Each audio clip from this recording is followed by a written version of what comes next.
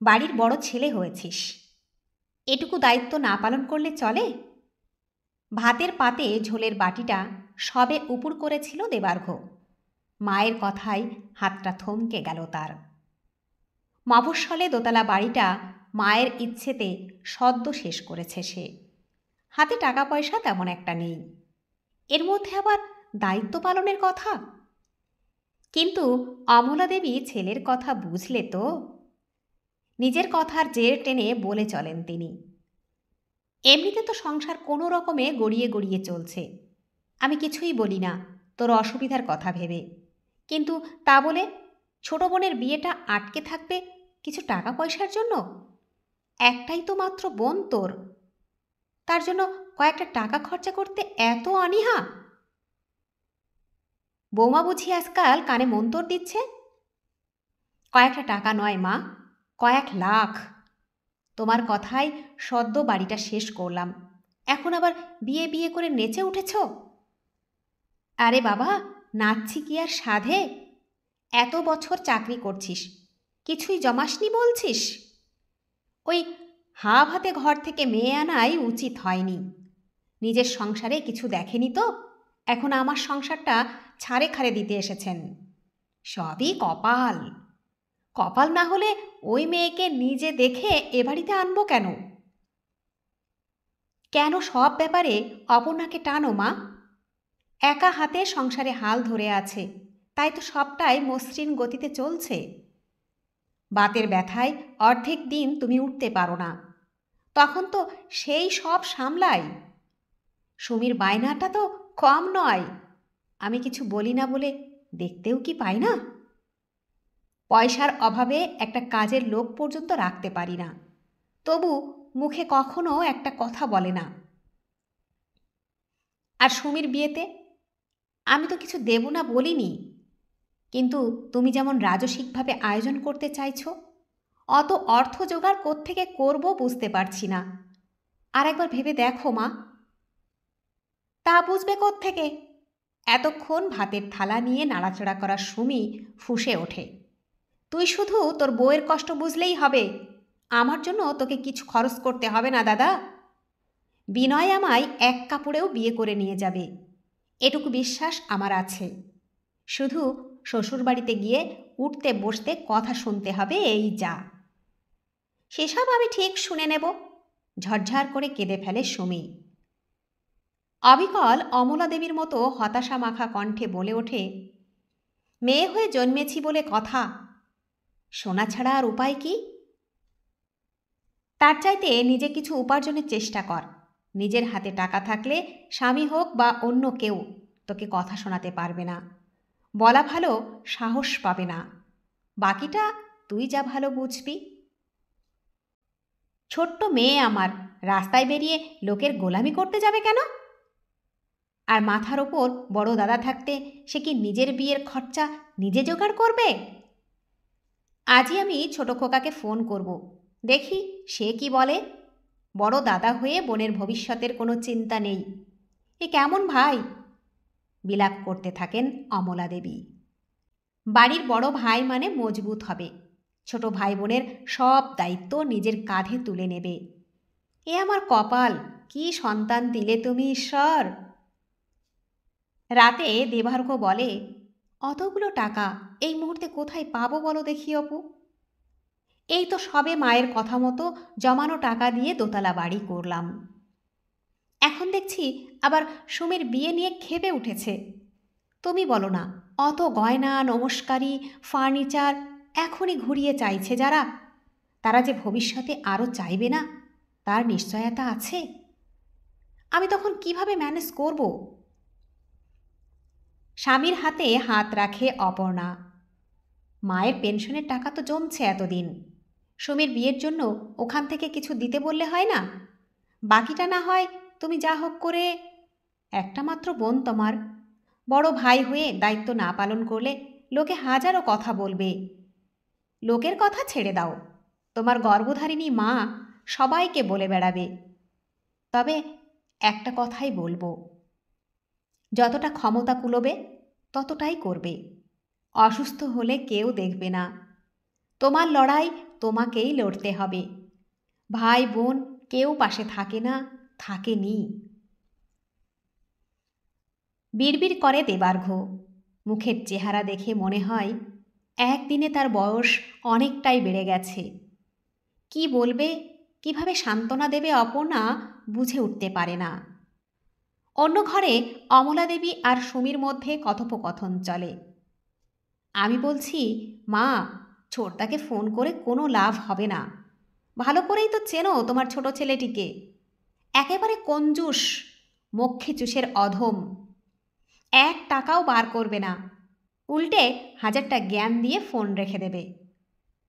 বড়দা বোকা, মাঝে মধ্যে একটু জ্ঞান দেয় বটে, কিন্তু ঠিকমতো চাপ দিলে টাকা ঠিকই বের করবে। দেখলে না তোমার কথায় কেমন দোতলা বাড়িটা বানালো। আসলে ছোট থেকে সংসার টানছে তো, ওর অভ্যেস হয়ে গেছে। তা বলে কি আমরা পারবো? সবার সব সয় না। টিউশনের টাকায় পড়াশোনা চালিয়েছে, সেখান থেকেও সংসারের টাকাও দিয়েছে। কিন্তু তুই বা হঠাৎ বলতে গেলি কেন বিনয় তোকে এক কাপড়েও বিয়ে করবে? যদি সত্যিই তোর বড় ভাই... এখন বউ এসেছে, কানে মন্তর দেওয়ার লোক জুটেছে। ওটা রাগের মাথায় বলেছি, তা বলে বড়দা কি আমায় এক কাপড়ে বিয়ে দিয়ে দেবে নাকি? আর বউয়ের কথা যদি শুনতো, তাহলে তোমার সাধের দোতলা বাড়ির স্বপ্ন স্বপ্নই রয়ে যেত। দিতে চাইলেও আমি দিতে দেব ভেবেছিস? তোর বিয়ের খরচা ওকেই দিতে হবে। বড় হয়ে জন্মেছে, দায়িত্ব পালন করবে না বললে চলবে কেন?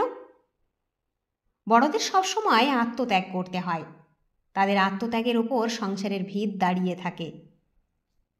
পরের দিন রান্নাঘরে ঢুকে ডালে ফোড়ন দেওয়া অপর্ণাকে উদ্দেশ্য করে অমলা বলে ওঠেন, তোমার নেকলেস আর আংটিটা দিও তো বৌমা, সঙ্গে বালা জোড়া। সব গয়না তো আর নতুন করে বানানো সম্ভব নয়। এ সংসারের ভালো মন্দের জন্যই তো গয়না রাখা। বাড়ির বড় বউ তুমি, জানো নিশ্চয়ই বড় বউকে একটু স্যাক্রিফাইস করতে হয় সংসারকে ভালো রাখার জন্য। চুপ করে শাশুড়ির কথা শোনে অপর্ণা। তারপর দৃঢ় অথচ স্পষ্ট স্বরে বলে, আমার যাবতীয় গয়না শুধুমাত্র পারুর জন্য, যেমন আপনার যাবতীয় গয়না সুমির জন্য আপনি আগে থাকতেই সঞ্চয় করে রেখেছেন। কি এত বড় কথা? শাশুড়ির মুখের ওপর কথা বলতে লজ্জা করে না তোমার? দাঁড়াও, দেব আসুক, আজ এ বাড়িতে তোমার একদিন কি আমার একদিন। যতটা সহজ হবে ভেবেছিলেন, আদেও ব্যাপারটা ততখানি সহজ হলো না অমলা দেবীর পক্ষে। কাজ সেরে ছেলে বাড়ি ফিরতে না ফিরতেই কান্নাকাটি করে বৌমার নামে হাজারো নালিশ শুরু করলেন। করাটাই তার পক্ষে স্বাভাবিক। বাড়ির বউ হয়ে এসেও যে শাশুড়ির কথা শোনে না, তার আর সংসারের দাম কি? বারবার এটা বলে বিলাপ করতে লাগলেন। খুঁজে পেতে নিম্ন মধ্যবিত্ত ঘরের মেয়ে আনা উচিত হয়নি। এরা সংসারে লক্ষ্মী আনতে জানে না। মা, ওরা নিম্ন মধ্যবিত্ত হোক আর যাই হোক, কখনো আমার কাছে এসে হাত পেতে দাঁড়ায়নি। তাছাড়া অপুর যেটুকু গয়না আছে তার সবটাই ওর বাপের বাড়ি থেকে আনা, বৌভাতে দেওয়া আমার ফিনফিনে আংটিটা ছাড়া। সংসারের চাপে আমি কোনো দিন কিচ্ছুটি গড়িয়ে দিতে পারিনি। গড়িয়ে দেওয়া তো দূরের কথা, সামান্য শখ আহ্লাদটুকু পূর্ণ করতে পারিনি। কোথায় ঘুরতে নিয়ে যাওয়া হয়নি। অথচ বিয়ের পর একটা মেয়ের কত শখ আহ্লাদ থাকে। অপু সব কিছু মেনে নিয়ে সংসার করছে। এরপরে যদি সে নিজের গয়নাটুকু না দিতে চায়, আমি তো আর জোর করতে পারি না। ছোট নিজে ভালো চাকরি করে, তবু শহরে থাকার খরচা কুলিয়ে উঠতে পারে না বলে তোমার কথা মতো আমি নিয়মিত অর্থ সাহায্য করে থাকি। আমার অবস্থাটাও একটু বোঝো মা। সেই জন্যই তো বৌমাকে গয়নাগুলো দিতে বললুম, তোর চাপ একটু কম হতো। গয়না তো পরিবারের ভালো মন্দে কাজে লাগানোর জন্যই। ছোট ননদের জন্য এটুকু ত্যাগ স্বীকার করতে পারলো না তোর বউ? খালি মুখে বড় বড় কথা। ওই ছোটলোক ঘর থেকে মেয়ে আনাই আমার ভুল হয়েছে। ছোটবেলা এই ভুল আর করব না। দেখবি বড়লোক ঘর থেকে একমাত্র মেয়ে আনব। প্রচুর সোনার গয়না, ফার্নিচার, টিভি, ফ্রিজ সব নিয়ে আসবে। দেখবি ঘর পুরো ভরিয়ে দেবে। বিয়ের পরদিনই নিজের সব গয়না তুলে দেবে আমার হাতে। যা বলবো সব কথা মেনে চলবে। বরাবর মাকে বুঝিয়ে শান্ত করা, সংসারের যাবতীয় দায়িত্ব পালন করা দেবার্ঘ বোধহয় এই প্রথমবার ব্যঙ্গাত্মক স্বরে বলে ওঠে, তোমার পছন্দের জন্য সে অপেক্ষা করবে বলে ভাবছ মা? মানে? কান্না ভুলে অমলা দেবী দেবার্ঘর দিকে তাকায়। সামান্য হেসে বলে সে, এই সংসারের বড় ছেলে হয়ে জন্মেছি যখন, তখন যথাসাধ্য কর্তব্য করব। কিন্তু তোমার ছোট ছেলে, তাকে ফোন করেছিলে সুমির বিয়ের জন্য? কত দিতে পারবে কিছু বলেছে সে? জোকের মুখে নুন পড়ার মতো গুটিয়ে গেলেন অমলা। বড় ছেলেকে তিনি এটা কখনোই বলবেন না ছোটকে ফোন করেননি, কারণ তিনি জানেন অর্থ দিয়ে সাহায্য করা তো দূর, জ্ঞান দিয়ে বোনের বিয়েটাই পণ্ড করে দেবে। সামান্য দ্বিচারিতার আশ্রয় নেন। ভেবেছিলাম ফোন করব, কিন্তু তুই তো বললি সব সামলে নিতে পারবি। আমি তো সবাইকে বলি আমার বড় ছেলে হলো সোনার টুকরো, অমন আর কজন হয়? তাছাড়া ও কত দূর শহরে থাকে, খামোখা চিন্তায় ফেলে কি লাভ? আমার বড় ছেলে আছে, বাকিদের প্রত্যাশা করব কেন? কেন নিজের কথাগুলো আমার মুখে বসাচ্ছ মা? তুমি হাজারবার চাইলেও একটা পয়সা দিয়েও তোমার ছোট ছেলে সাহায্য করবে না।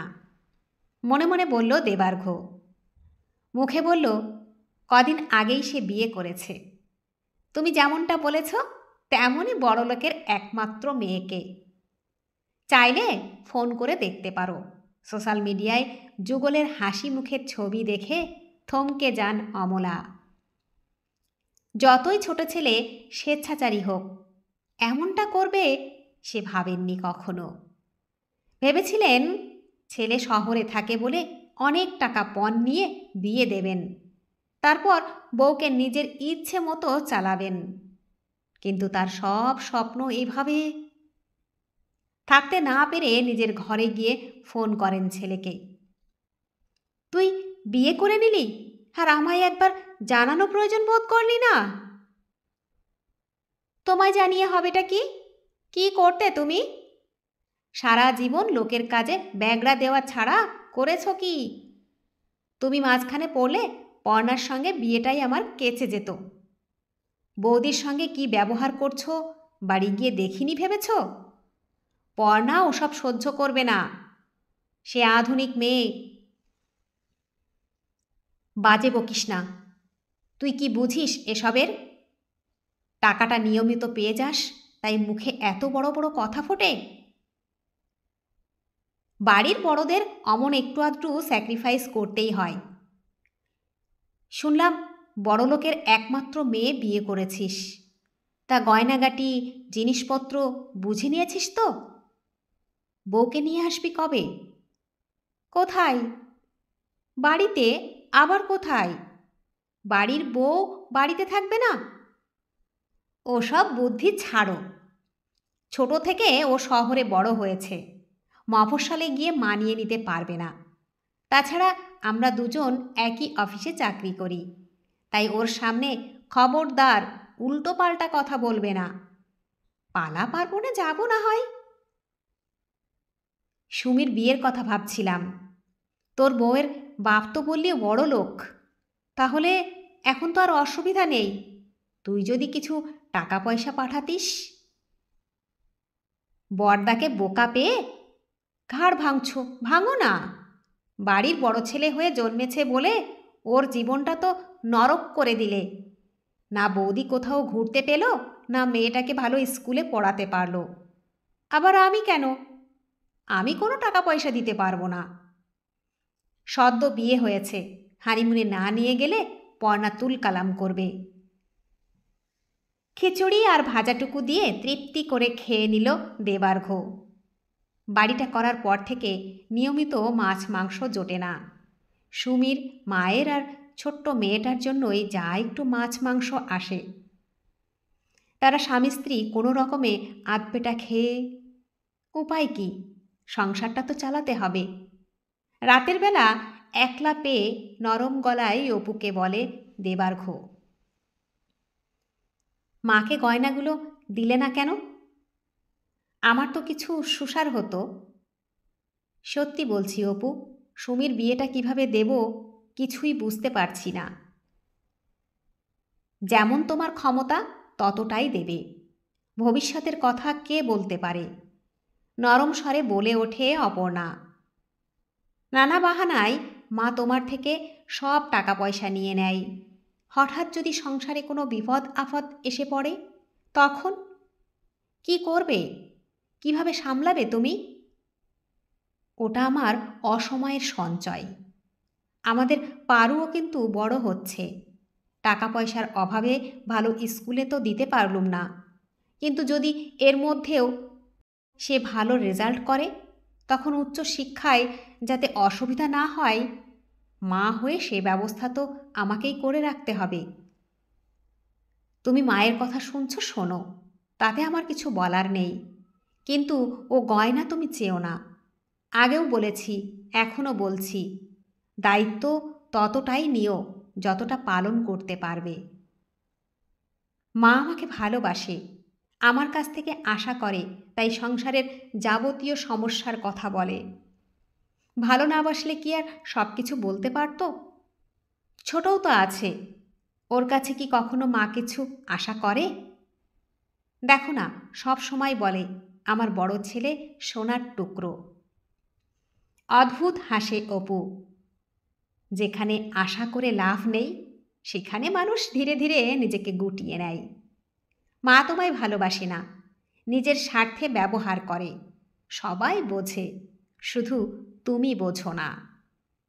অপুর কথাগুলো দেবার্ঘর কর্ণমূলে আঘাত করে। গভীর রাত অবধি ঘুম আসে না, ভাবে সে, ভাবতে থাকে। পরের দিন খেয়ে দিয়ে কাজে বেরিয়ে যায় চুপচাপ। সেখানেও কাজের ফাঁকে ফাঁকে ভাবতে থাকে। সন্ধ্যাবেলা অফিসের সামনে দাঁড়িয়ে মন্টুর দোকানে চা খেতে খেতে তার মাথায় আসে একটা পরিকল্পনা। একথা অস্বীকার করার উপায় নেই। ভালোবাসা মাখা দায়িত্বের বোঝায় সে নব্জ, দিন দিন আরও নব্জ হয়ে পড়ছে। তাকে জানতেই হবে অপুর ভাবনা ঠিক নাকি মা সত্যিই তাকে মন থেকে ভালোবাসে। তাই বিপদে আপদে বড় ছেলেকে আঁকড়ে ধরে। চিন্তিত ভঙ্গিতে বাড়ি ফিরল দেবার্ঘ। সোফায় বসে সুমির সঙ্গে আলো জ্বলা মুখে বিয়ের আলোচনা করছিলেন অমলা দেবী।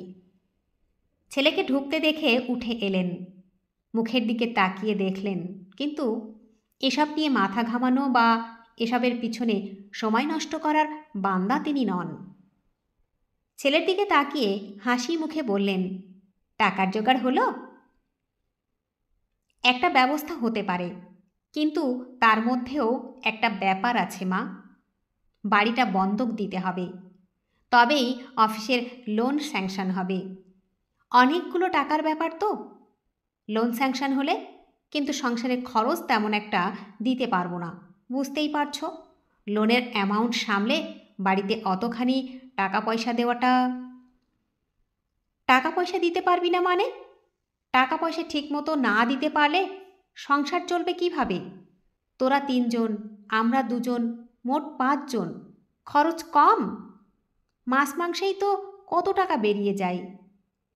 সুমির নতুন বিয়ে, খরচ খরচা নেই। জামাইকে বছর ভর তত্ত্ব পাঠাতে হবে, বাড়িতে এলে যত্ন আত্তি করতে হবে। অত কম টাকা দিলে সব সামলাবো কিভাবে?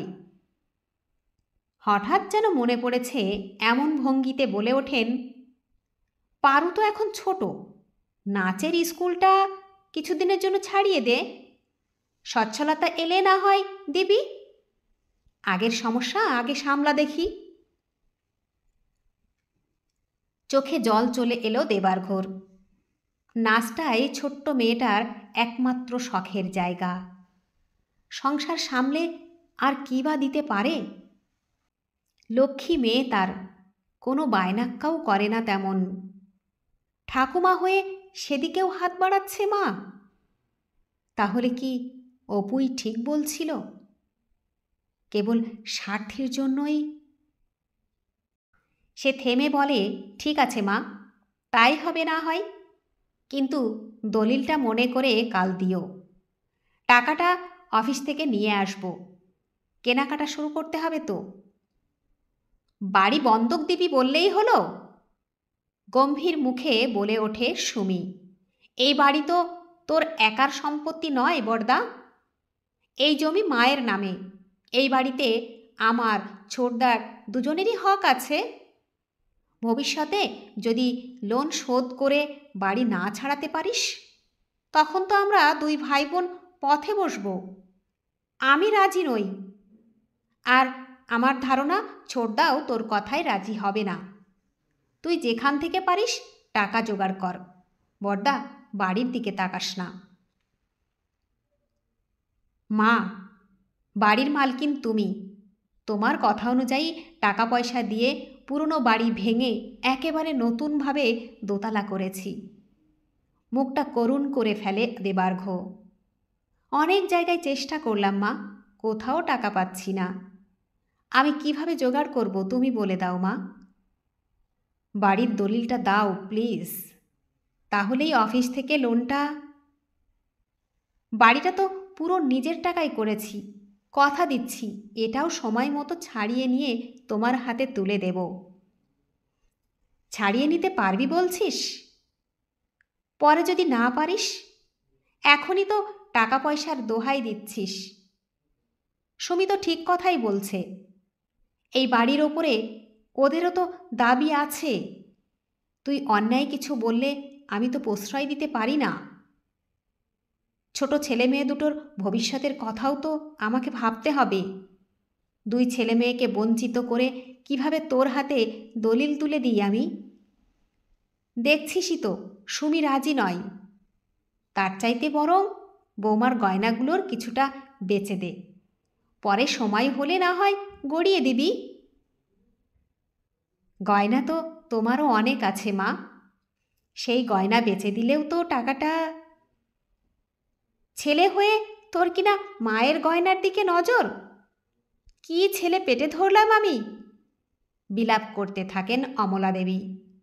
এতদিন ধরে সব আত্মীয় স্বজনদের কাছে তোকে সোনার টুকরো ছেলে বলে এসেছি, আর তুই তার এই প্রতিদান দিলি? সব গয়না দিয়ে দিলে আমার ভবিষ্যতের কি হবে?